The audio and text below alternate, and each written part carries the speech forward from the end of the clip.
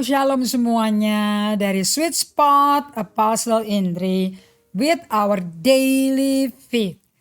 Anda tahu kan ya Sweet Spot ya? Itu dari hati saya yang penuh dengan kehangatan. Kepingin membagikan kepada Anda the good news, the gospel. Karena Petrus adalah salah satu rasul yang mengalami Injil itu paling dalam. Aku percaya itu. Bagaimana saudara-saudara minggu ini? Alright, kita tetap di 1 Petrus 5. Dan kita masuk ke bagian nasihat Tuhan yang paradoks. Oke. Di 1 Petrus 5 ayat 7 kita pelajari bahwa di tengah badai ini kuncinya untuk kemenangan Anda dan pemeliharaan Tuhan cuma satu. What is that? Kerendahan hati, humility. Oke, Allah nggak bisa bekerja dengan orang-orang yang angkuh, tinggi hati, dan congkak. Tetapi kalau engkau rendah hati, Dia berikan dari Amplified Version of the Bible dikatakan He give grace more and more. Dia memberikan kasih karunia berlimpah-limpah. Okay. He give you grace more and more. I like that, you know. Therefore, humble yourself. Kalau Yakobus 4 ayat 6 ya. He give grace to more and more to those who are humble. Orang yang merendahkan dirinya di pandangan Anda, mungkin Anda seseorang. Tapi di pandangan Allah, kita kan bukan siapa-siapa. Nah, lihat diri Anda orang yang butuh Tuhan. You need to be with God. Makanya Anda bisa rendah hati. Ya, di bawah tangan Tuhan yang perkasa. Dan pada waktunya kalau engkau tunduk kepada Allah setia. Waiting upon the Lord dengan penuh expectation. Menanti Tuhan itu selalu penuh dengan pengharapan. Okay, and you wait and wait and wait sambil belajar memusatkan pikiran kita terus kepada Yesus, pemimpin iman kita dan penyempurna iman kita. Okay, now Anda yang masih mula-mula seperti mamanya ini Kayla, sebagai pemula is good. Apalagi sebagai pemula, kita belum kenal Tuhan, betul apa tidak?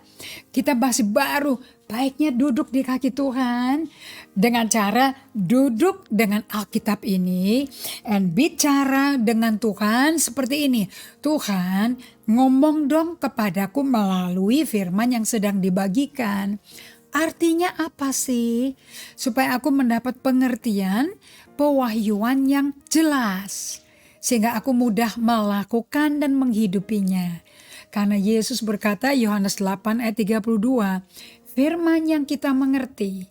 Firman itu yang dimengerti itu akan memerdekakan kita dari tipu daya iblis.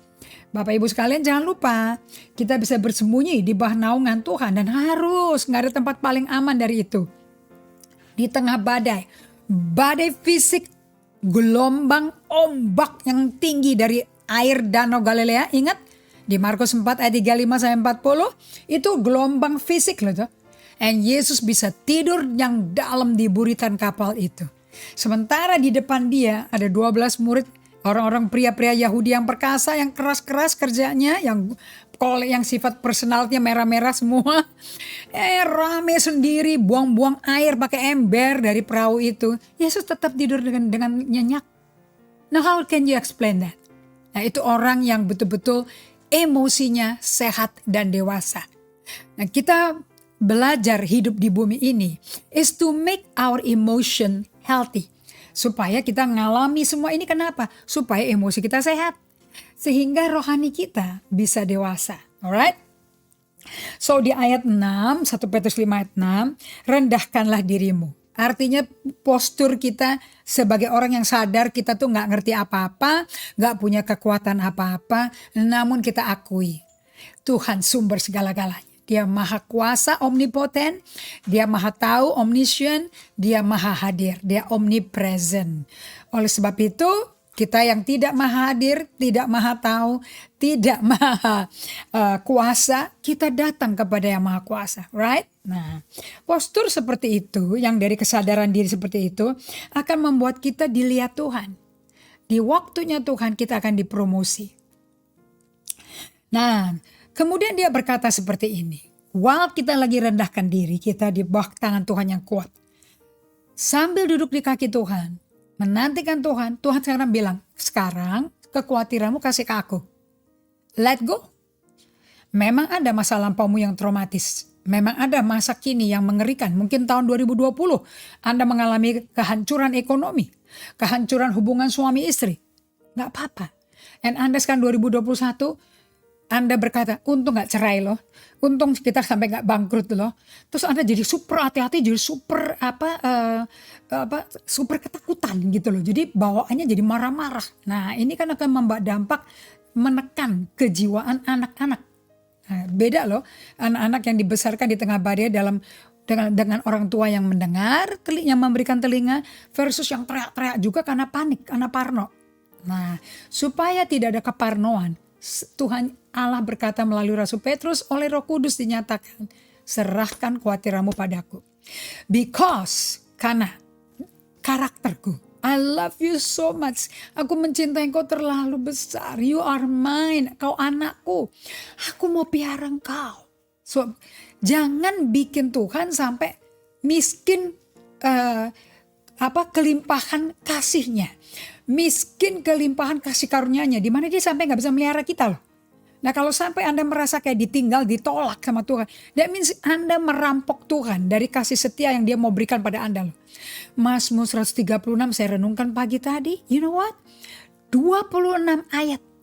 Setiap ayat Daud berkata bahwasanya untuk selama-lamanya kasih setiamu Tuhan. Your love endureth forever and ever. 26 times dia repeat to himself. So jangan rampok Tuhan dari kemampuan dia memelihara Anda. Dengan Anda pegang, telan, repress, kubur semua rasa takut, rasa cemas, rasa trauma. Do not suppress it. Jangan dikubur teman-teman. Nanti Anda jadi kuburan jalan loh. Because it's full of pain, anger, sadness, fear. Yang Anda telan semua. Tiba-tiba Anda sakit. Sakit gangguan mental, gak bisa tidur. Waduh, imunitas drop. Kira-kira siapa yang ketuk di belakang pintu? Knock, knock, knock. COVID-19. Dia kan rolling tuh. Betul dong. Padahal si COVID masih sujud di kakimu. Ini malah Anda sujud sama dia jadinya. Hati-hati. Kondisi emosi yang negatif membuat imunitas tubuh drop, saudara-saudara. Okay? I think this is enough for you to ponder upon, don't you think? Pikirkan. Isi dosa ngintip loh balik pintu. And you need to master them. Okay? Kita doa ya. Terima kasih Tuhan untuk kebaikan-Mu. Untuk kembali firman-Mu memberikan taktik skema bagaimana kita bisa di tengah badai. Auman daripada si COVID-19 Delta sampai Kappa sampai Alpha Omega. Apapun variannya. Mereka bisa pakai huruf Yunani gak apa-apa. Tapi kita adalah anak-anak yang berlindung di dalam Allah, Alfa dan Omega. Terima kasih untuk perlindungan-Mu, keamanan-Mu, jaminan selamat dari jiwa, roh dan tubuh kami dan anak cucu kami. Di dalam nama Yesus pemeliharaan-Mu kami terima. Amin. Kita sampai jumpa di episode berikutnya.